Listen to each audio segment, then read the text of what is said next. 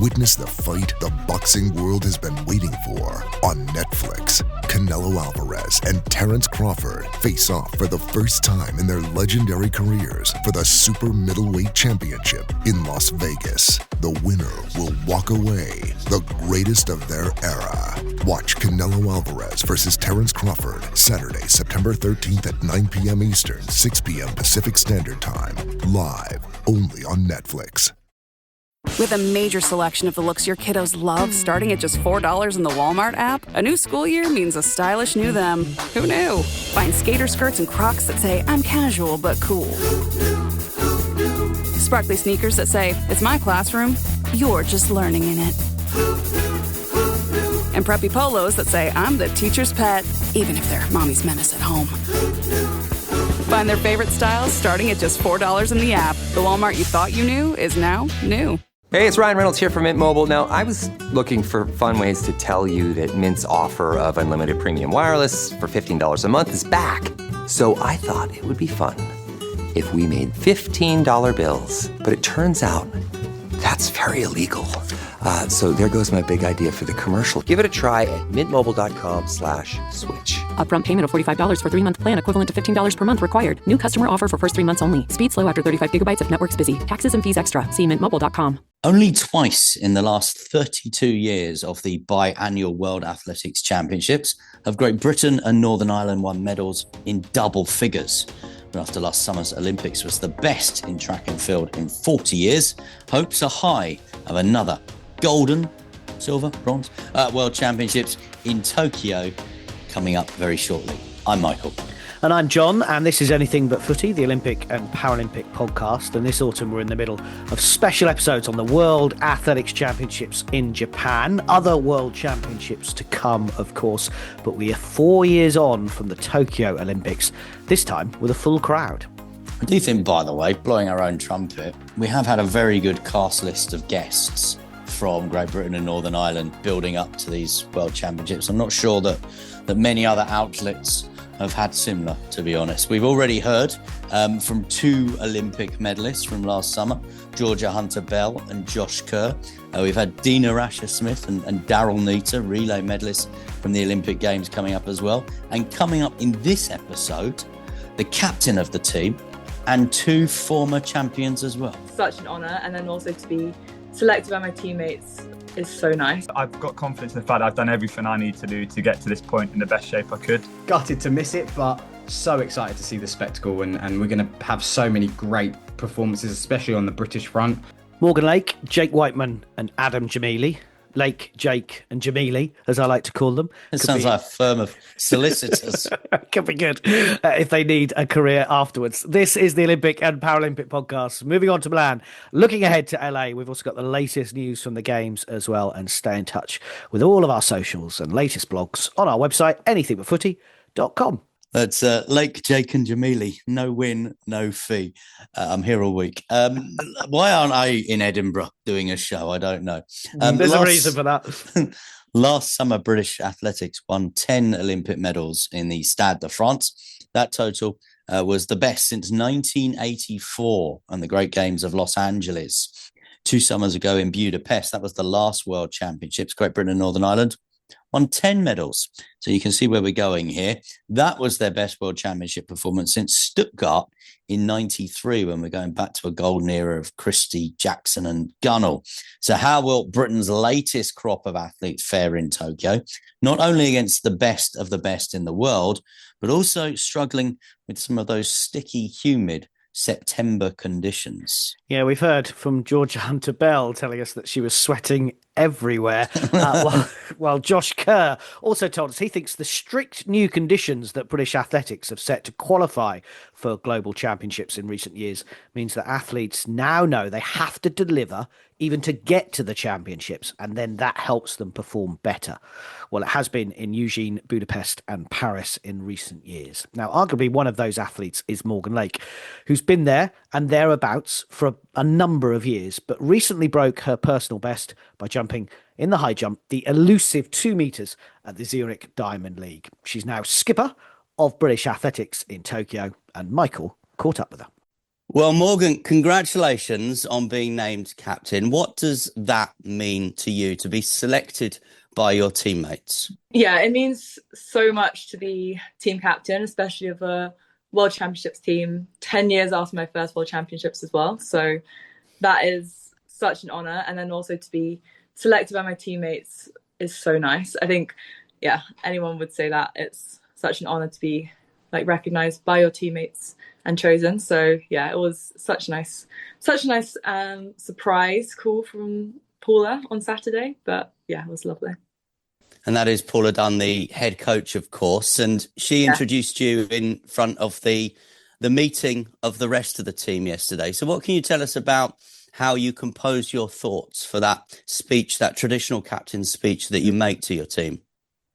Yeah, so Paula called me on Saturday, right before our flight to Tokyo, and the team meeting was on Monday. So I was like, oh, great, I have the whole of Sunday to write this speech, not really thinking that I was going to miss the whole of Sunday because we were flying and with time zones and everything. So we arrived Sunday night. So yeah, it was a bit short notice, but it was fine. So I wrote a bit on the plane and wrote a bit when I got to the championships. And yeah, I was trying to kind of have one key theme I was talking about. And what I decided to speak about was the concept of home advantage. Even though we're in Tokyo, we're not at home, but how to kind of have that home advantage when you're competing. So I spoke about having familiarity with your environment and the people around you and everything you kind of can do to make yourself feel familiar and at home in an environment which is so far away from home. Yeah, I spoke about a few of my past experiences at championships and my year this year and how I've kind of changed my mindset around things. So hopefully it was delivered well. Yeah, it was a nice thing to do. Yeah, I enjoyed it. Let's talk about this year. Zurich Diamond League, 2 meters. Big moment for you. Something I guess you do in training all the time, but actually to do it at competition and at an event, huge.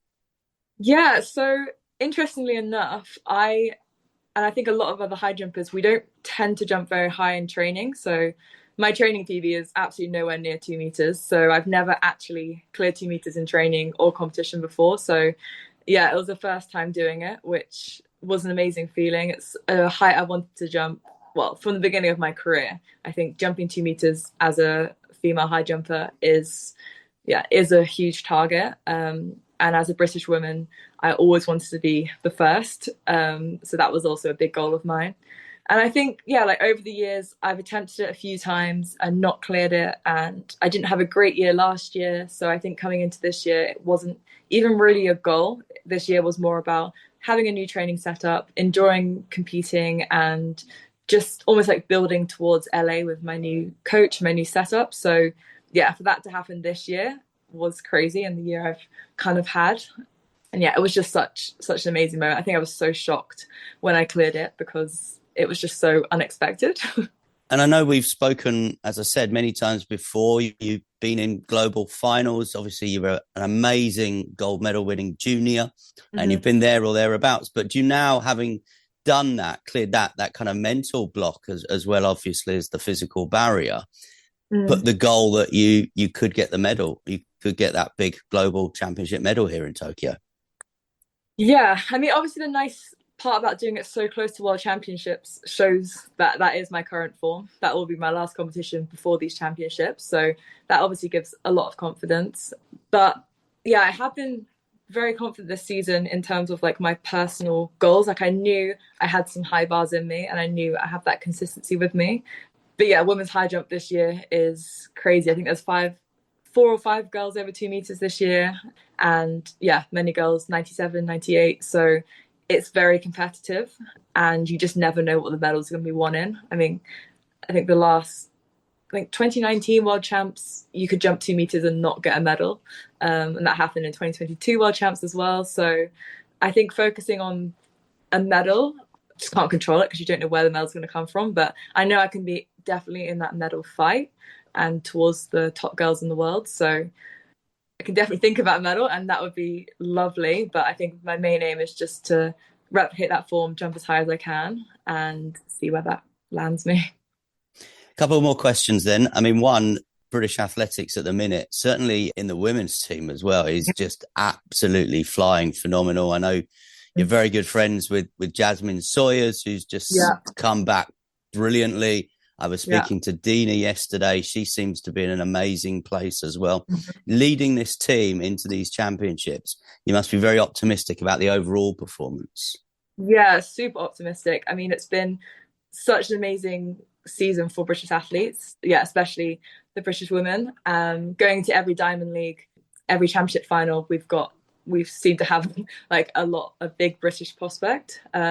Seeing Jazz come back from her Achilles last year to jumping the qualifying with ease and just looking amazing has been so nice. And then Dina obviously making some changes and just looking like the best version of herself has been so nice to see, like on a personal friendship level, but also in terms of the team and her prospects in the 1, the 2 and the relay is super exciting. And she's been there before, she's done it, she's a former world champion, so you always know she's going to be able to bring it on the day. And super exciting. And with the other sprinters as well, like Amy and Daryl in that race too. So there's some really exciting prospects for this championships. You didn't even mention Keely and Georgia going head to head in the 800. That's going to be a race for the ages, isn't it? That'll be amazing. I mean, I think everyone was waiting for that team announcement to see what event Georgia was going to end up doing. To see those two training partners together and two of the best in the world is so exciting. Obviously got Kat and Jade and Abby in the heptathlon as well. So having 3 heptathletes, I think it's the first time we've ever had, well, definitely recently, having 3 heptathletes at World Championships is amazing as well. So I could literally roll through the whole team and say how excited I was, but that would take a lot of time. But it is super exciting. I think they must have put a spring in Jasmine's heel where her Achilles used to be, the way she's going. Just finally, I just want to say I was interviewing Dina yesterday. I've interviewed lots of athletes after team captains have been announced, but I've never known anyone to be so happy for another individual to be named as captain. So I just thought I'd want to tell you that, and hope that gives you a huge boost, knowing that your teammates are so behind you going into these games. Oh yeah, that's so nice. I mean, me and Dina, we did our first championships together. My first championships was in Zurich 2014. So we went off the back of World Juniors, and then every year we've been doing championships together. So it's so nice to see how she's been so successful on the track, but also such a good friend. So that's so lovely to hear. Morgan Lake speaking to Michael, and as we heard from Dina Asher-Smith in the last episode of Anything But Footy on these Tokyo World Championships, the perfect choice of captain for her and a lot of the team as well, it seems, Michael. Yeah, well, let's hope, because we have been talking for a long, long time about whether Morgan Lake can deliver a major medal. I was going back through some of my records thinking, all the interviews I've done with Morgan, the near misses, whether that was at the World Indoors or the near misses in the Olympic Games, or not doing what she thought she was going to do at an Olympic Games. I remember interviewing her on the beach once in Australia, where she did win a medal at the Commonwealth Games. We thought that was going to be the launch pad, but maybe this magical 2-meter barrier. And I keep getting confused between Jasmine Sawyers doing 7 meters in the long jump, which is what she did just before her injury, and Morgan doing 2 meters. And I'm just hoping I don't mix the two up when I speak to them, because I think Jasmine would be slightly disappointed if I said you jumped 2 meters, and Morgan would be delighted if she jumped 7. And they're so good friends as well. So that's why I keep getting confused. What was interesting, I think, in that from Morgan was I said to her, I presume you jump 7 meters like all the time in training. And she's 2 like, meters, no, 2 meters, 2 meters, 2 meters, 2 meters. I said, I'm confusing myself. I said, I presume you jump 2 meters all the time in training. She's like, well, no, actually, most high jumpers, we don't do big heights in training. So it's not something I've done before. It's just something I wanted to do and thought that I could do. So really interesting. And I think she was very touched there at the end that what Dina Asher-Smith said to her about just being the perfect choice. So more on that, and we'll hear now from our friend of the pod, and I think just a friend. Should we just say just a friend? World champion himself in 2017 in London in the men's 4x100 meters relay. They beat the Jamaicans and the US home on that occasion. I'm talking about Adam Gemili. Now, Adam is currently injured, so not out in Tokyo. We did talk and thought he maybe had an outside chance of getting in that relay team, having been named for Great Britain in the European Team Championships. But a slightly recurring theme, as he knows better than anyone, also missed Paris 2024 with another injury. That did mean, of course, he was able to join us on the award-winning TalkSport Olympic coverage. So Adam Gemili, athlete and media pundit. And with that media pundit hat on, we asked him about British hopes for the World Athletics Championships 2025. Gutted to miss it, but so excited to see the spectacle. And we're going to have so many great performances, especially on the British front, with the team we're sending. And I'm expecting a few medals. So yeah, I can't wait. I'm really excited that athletics is going to be on, and it's a way to end the season, which I like. I've always liked the championships ending the season. We did it in Doha in 2019, and I'm really happy they're doing it again. Obviously, Keely Hodgkinson and the like, Josh Kerr, Katarina Johnson-Thompson will be people that we would expect to win medals in some of the events. But looking at your events, the 100 and 200, where are we? Where is Zarnell compared with Noah Lyles, for example? And where's Dina compared with Julian Alfred? I think Zarnell's got a really good chance of getting on the podium. I think if he executes a good run, he holds his nerve and he can get a good explosive start. He can start with the best in the world, and his top end. I always think Zarnell's top end is as good as the best, and maybe you'd say Noah is probably the best in the world, and I'd say Zarnell is right there with him. So Zarnell just has to keep his nerve, and Zarnell can definitely get on the podium. And it's just about who's more competitive on the day. Dina, I think with what's happened with her this year, the fact that she's been able to run so competitively and be in contention and making another team. Like I remember 2013, her first sort of senior team, and 2025 she's still there and kicking and challenging for medals. The one thing I'll say about Dina is she's got so much competitiveness inside of her. She's a dog, and when you line up head to head, woman to woman, head to head, she backs herself against anyone. And to be in the top level of sprinting, that's what you have that mentality. And I know she will go out there and leave it all on the track. And if she can get herself on the podium, that would be just the cherry on the top of the cake for this season. So, word about your big friend KJT, Katarina Johnson-Thompson, who you came through with together in 2012, your Mario Kart mate, as we found out in Paris. I mean, a two-time world champion already. I mean, that's not to be sniffed at. An Olympic silver medal, and here she is going again when some people might have thought, what else is there for you to achieve in the sport? She's honestly, but one thing I'd say about Katarina, just she's got the mind of a.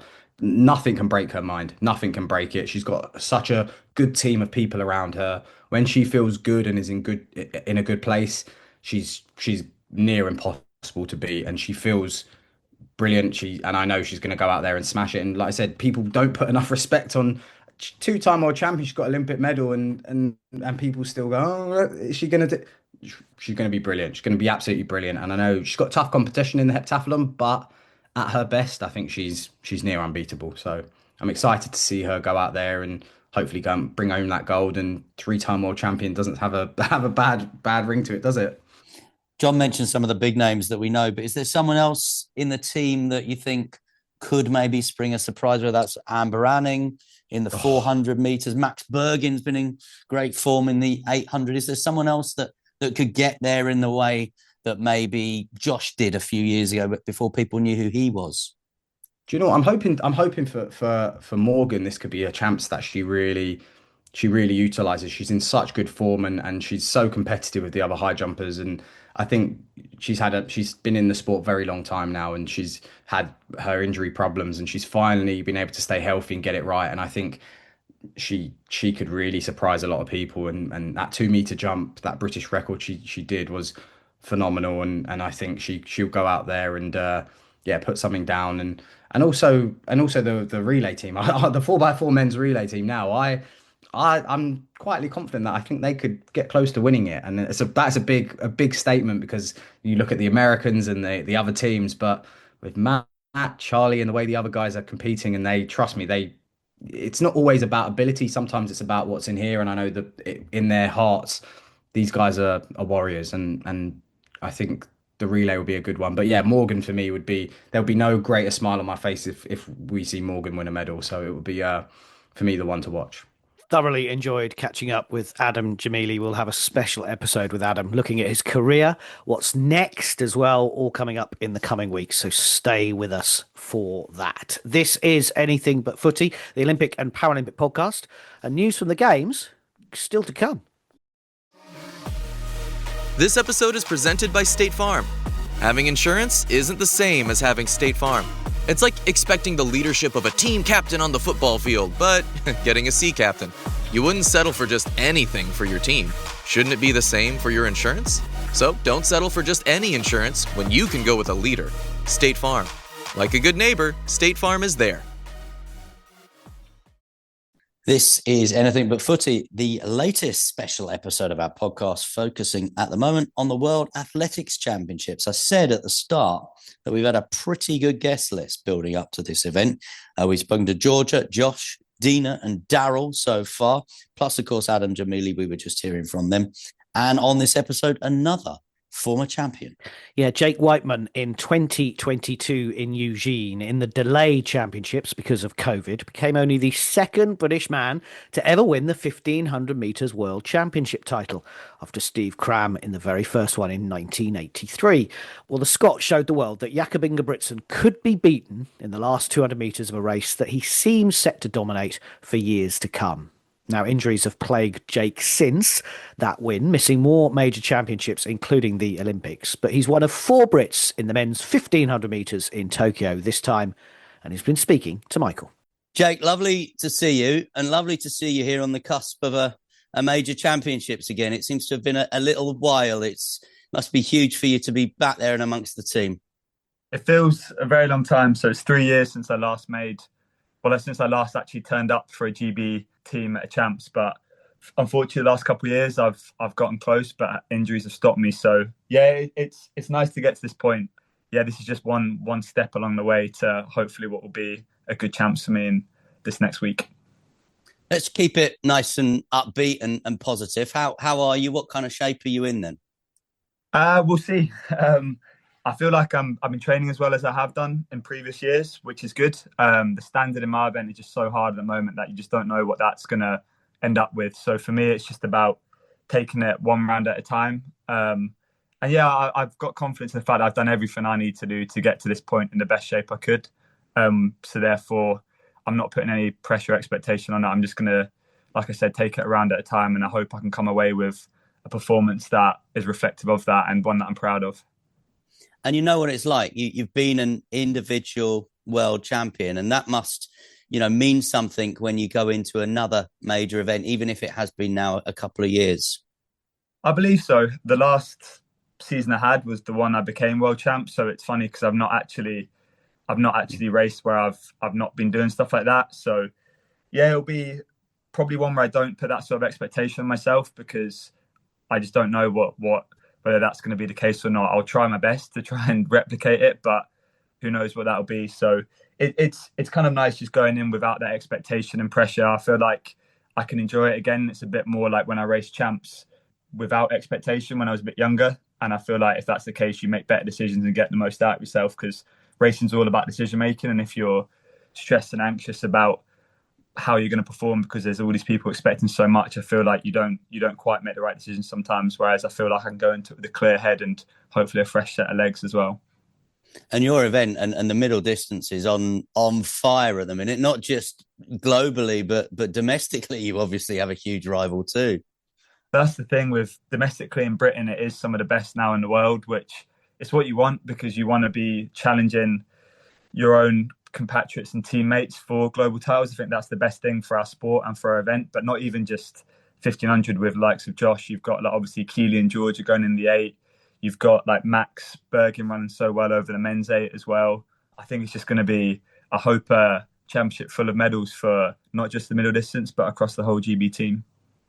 And obviously, it was such a special thing for you to be world champion in Oregon, and then Josh to back it up as well, to have two kind of different British men in consecutive championships, winning world championship golds. Yeah, it's exciting for obviously the state of the sport at the moment, and I think the only thing we need to do now is put two Brits on podiums, and not even me and Josh, but there's Neil Gurley and Elliot Giles going in our event that everyone's capable of making the finals and challenging for these medals. So I feel like that's the next step, is to not just have one British flag flying, but more than one, two, maybe even three, if we could dream about that. And it'll really show how much of a golden era we're in. Because I think the problem with our sport is that you don't realise how good an era is until it's finished, and then you compare it to what's to come or what's previously been. And I think while we're in this one, you can definitely say that is the case. Like, you'll look back on this period of athletics and realise it is pretty special to have so many people challenging for medals on a regular basis.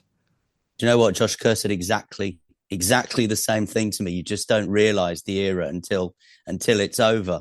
Yeah. I mean, you obviously, you're a student of the sport. You grew up in a house where, you know your athletics, you know your history.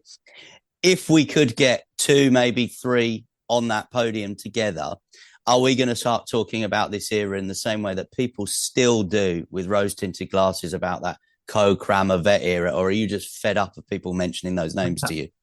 I hope so. I think the difference between what myself and Josh has done is we both reached the top of the world in separate years, whereas those guys were first, second and stuff in the same race at the same time. So the one thing we haven't had is a crossover yet.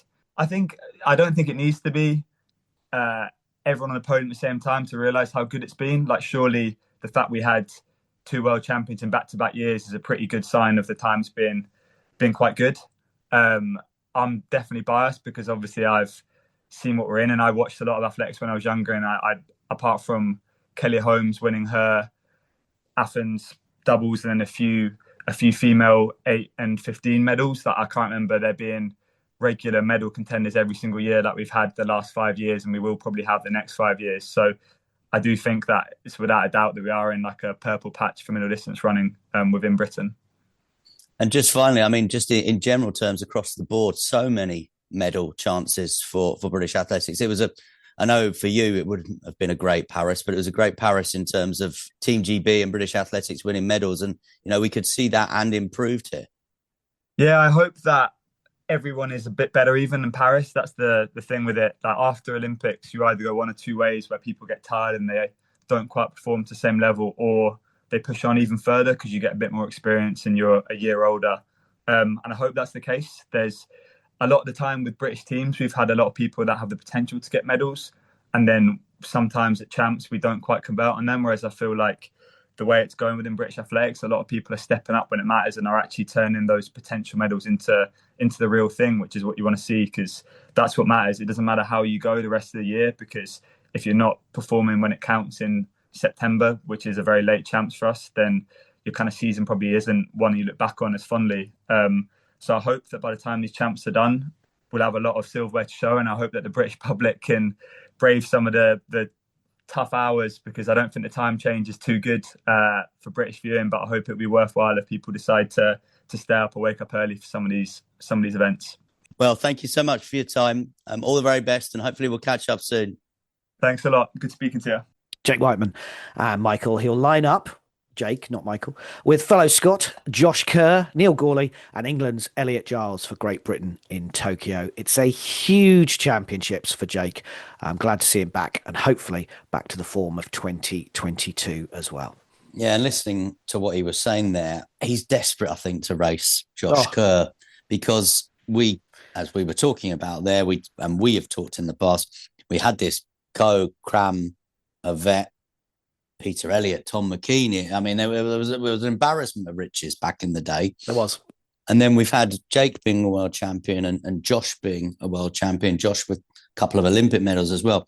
But they've never really had the head-to-head. That's what we loved, didn't we, about the 80s A-Day, was that we would sit down on a Friday night, if it was a Golden League or whatever, and we would watch Cram, and we would watch and Ovett going head to head. But we haven't really seen that with Jake and Josh. It's been like Josh's time, Jake's time, Josh's time.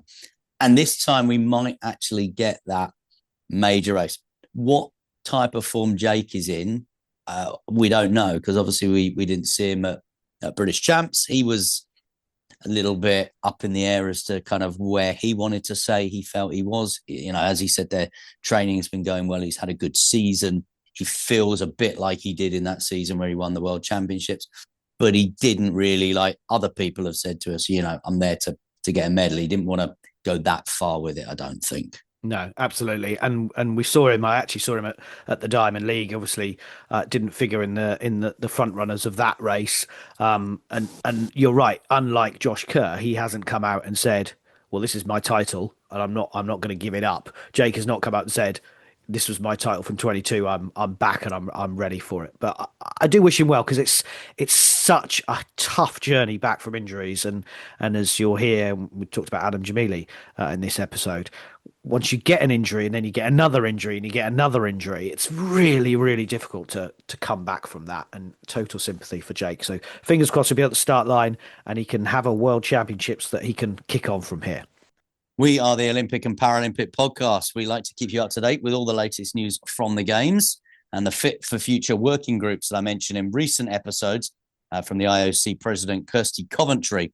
Now, one of the groups is looking at sports, and it's suggested they may consider whether Winter Olympic events might start including non-snow or ice events in the future. So cross-country running is one that a lot of people have spoken about, not necessarily on snow, but it is a winter sport. So perhaps that is one that could be looked at. And I think that Seb Coe would push for that inclusion to get, World Athletics in both games. That would really just cement that position that we're always being told by people like Seb Coe and others, John Ridgeon, that they are the number one Olympic sport. Yeah, and the changes continue at the IOC with the appointment of new directors over the next few weeks and months. Jan Patterson has been named Chief of Staff in the Executive Office of the IOC President Kirsty Coventry. Now, you may recognise her name. She spent over 2 decades at the British Olympic Association, first as Chief of Staff, then Director of Olympic Relations and CEO of the British Olympic Foundation. She was also Deputy Chef de Mission for Team GB at a rather famous Olympics, the London 2012, and also Chef de Mission for Team England at the 2014 Commonwealth Games. So we wish her well in her new career at the IOC. And also James Pearce, someone you may well recognise from those London 2012 Games as well. He was the BBC News Olympic correspondent at the time, was on the 10 o'clock news at a regular intervals, bringing the latest news in the build-up to the Games and during the Games. Well, he's taken up the role of Chief Communications Advisor to the IOC president as well. So new sports, new faces, a new IOC. We will hear from Kirsty Coventry next week after the latest executive board meeting.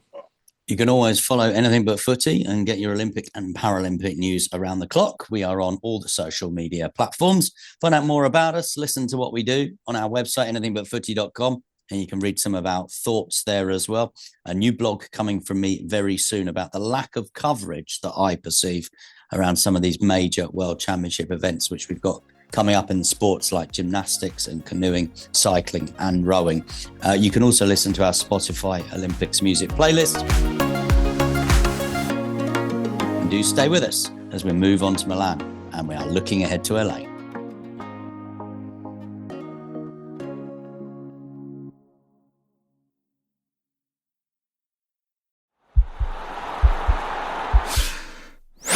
This podcast is part of the Sports Social Podcast Network.